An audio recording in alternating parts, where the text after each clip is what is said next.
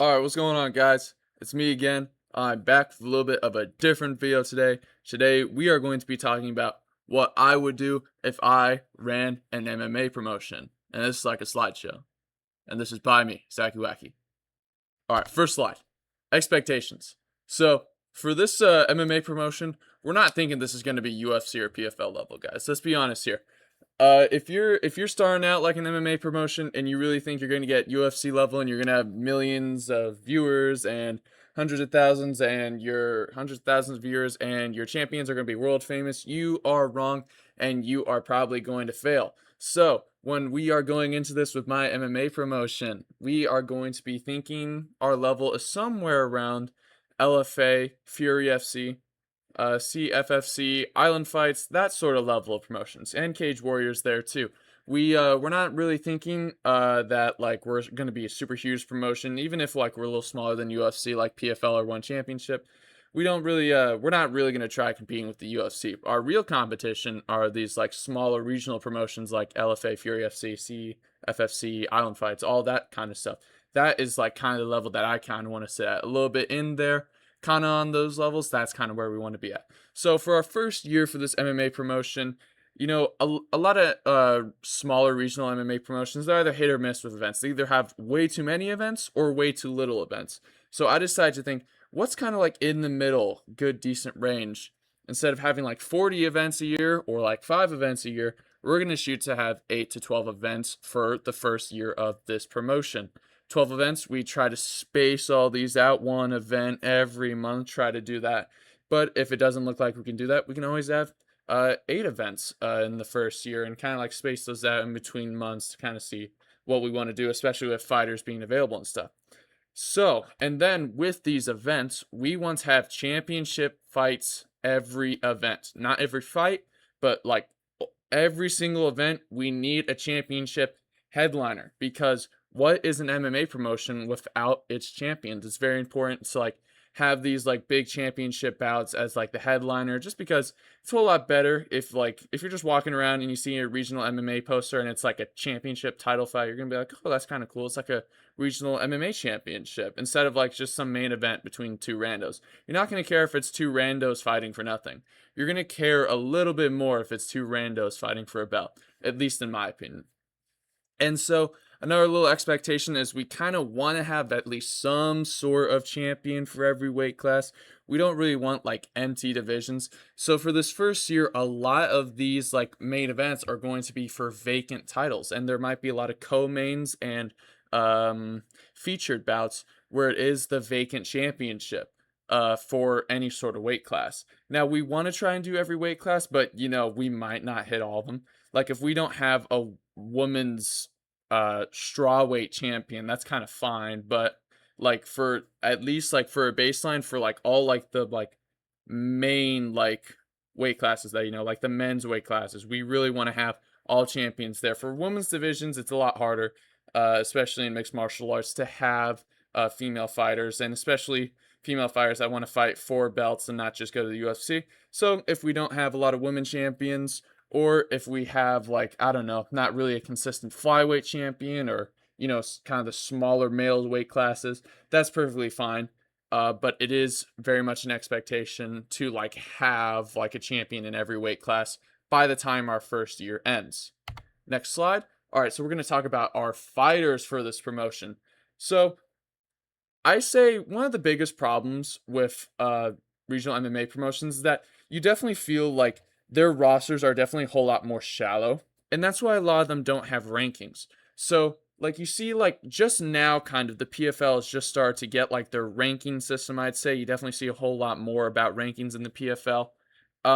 So when you see like the LFA and Fury FC and all those other guys, they don't really have rankings, but they have champions. So like obviously I'm not going to have a top 15 for, I don't know, women's featherweight. Obviously I'm not. So like why would you really attempt to truly have a fledged out rank system that you have to stress about, when you could just be like, hey, here's this guy, let's just have him fight for the title because our champion needs somebody to fight.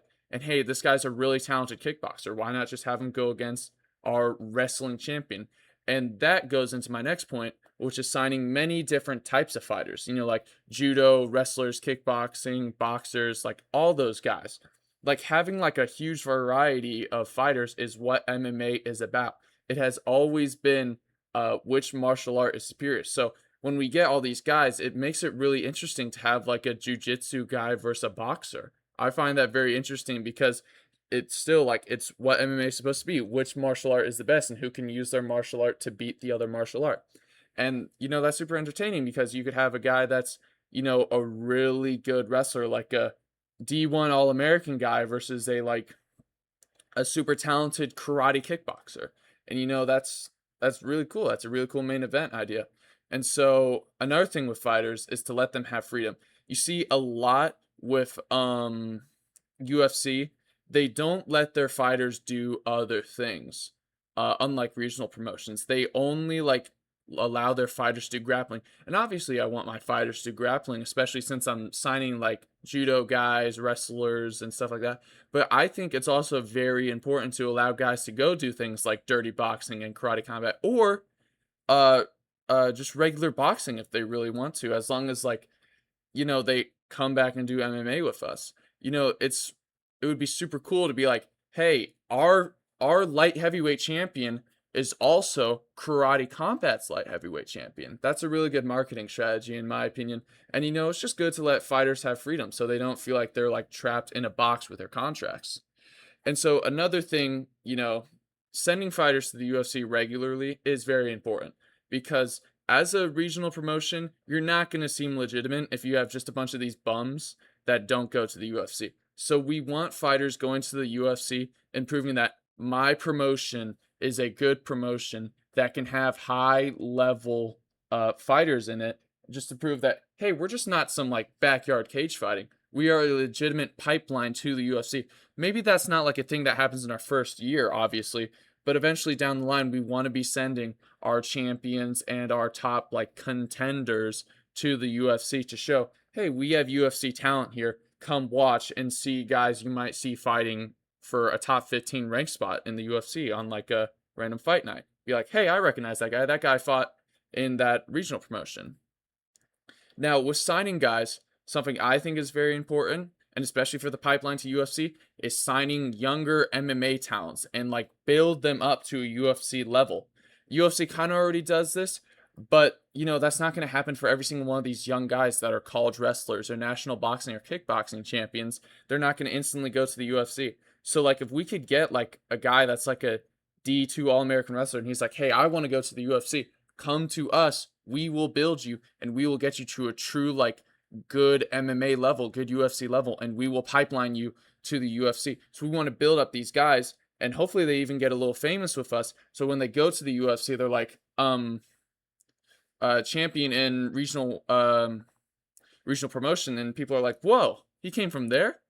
That's pretty cool. I wonder what that promotion is." Because you never see like on the stats in the UFC like uh Fury FC champion. You're like, "Oh, okay." You want your promotion to be like, "Wow, that guy was a champion over there? That's cool. I should go check that out." All right, so now we're on to events. So events are super important, obviously, and we said we wanted to have 8 to 12 events in the first year. So a lot of things with MMA promotions, I think they really like try to overdo it. Like they try to like have huge arenas and stuff, and like kind of like how the PFL tried to go to the Sphere. Like you're not gonna sell out a huge arena like if like you're the LFA. So for our first year, we definitely want to be reasonable with like our places. You see some of these two that I've shown, these kind of like bars or like smaller like rental locations that are super easy to fill out and they can still have good atmosphere if you try and you have a really good crowd. That is also something you want to worry about having not having a good crowd. So I think it is like important to have a good audience, but also you shouldn't have like an empty arena because one, you're wasting money taking out that space, and two, you're not going to sell it out, and you're going to look like stupid for getting the T-Mobile Arena when you're only going to be able to fill like not even a couple thousand seats. So making sure we have reasonable locations and not arenas is pretty important. So another thing with events, championship headliner is always preferred. Co-main being a championship, very preferred because we want these vacant titles getting claimed by our fighters. If we could get a full card full of championship fights, that would be cool. It does kind of mess up pacing a little bit because they're all 5-round fights, but it is very, like, we really, really want to have championship headliners. All right, so for the main card and prelims, want a regular 5-fight main card, and then 7 to 8 fight prelim. Just have a good rounded amount. Prelims can be a little shorter, especially if we don't have a lot of fights. That's perfectly fine to have a 5-fight main card, 5-fight prelim. We don't really want to turn these events like into a slog. Good pacing is very key. You see with a lot of like these are promotions, they have really awful pacing. You want to make sure we're getting through fights, getting fighters out there, and we're fine. We don't want to be rushing them because we want to make sure all these fighters have good warm-ups, but just making sure that we're having good pacing, making sure that people that did pay money to show up and watch this event aren't just sitting there on their phones for like 20 minutes in between fights. We really want to make sure we're getting fights going and going and going. Oh, here's another little cool idea, is having things other than MMA if possible. You see this a little bit with Karate Combat is trying that out. They have grappling events, grappling matches during their events. So I think it would be cool if, like, even if we can't like fill a main card or a prelim, we can throw in some like jujitsu or wrestling matches like in there just to kind of like spice it up. Because like imagine you're just watching regular MMA prelims and bang, it's a wrestling match right before the main card. That's a good little way to spice it up, make it a little bit more interesting. So you can come for like something other than MMA if you want to also watch wrestling. All right, next up is this. I think this is our last slide. This is other ideas and goals. Something I think is really cool is collaborating with other promotions. I get this idea from the Bellator versus Ryzen event. That's actually like a really cool concept in my opinion. Having two high-level promotions squaring it off, having their champions go up against each other to prove, hey, do you have good champions or do I have good champions? And I think that's really cool. Just a really awesome thing to do, collaborate. And it can also really help viewership, get your name out there, doing collaborations. Like I said earlier, doing more than just MMA on cards, like wrestling, jiu-jitsu, even like kickboxing, boxing. Like I think kickboxing and boxing in a octagon would be super cool and a super neat concept. So definitely trying out things other than just MMA on cards, just kind of to spice it up a little. And getting on UFC Fight Pass, definitely super important. We want to get on Fight Pass because like it's probably one of the best ways for regional promotions to like get exposure. Even if we don't even stay on Fight Pass, if we can be on Fight Pass for a little bit and build up a little level of fan base, that's good because they can follow from UFC Fight Pass to wherever like we stream or like wherever our events are shown, just to get like a real fan base because that's what we need.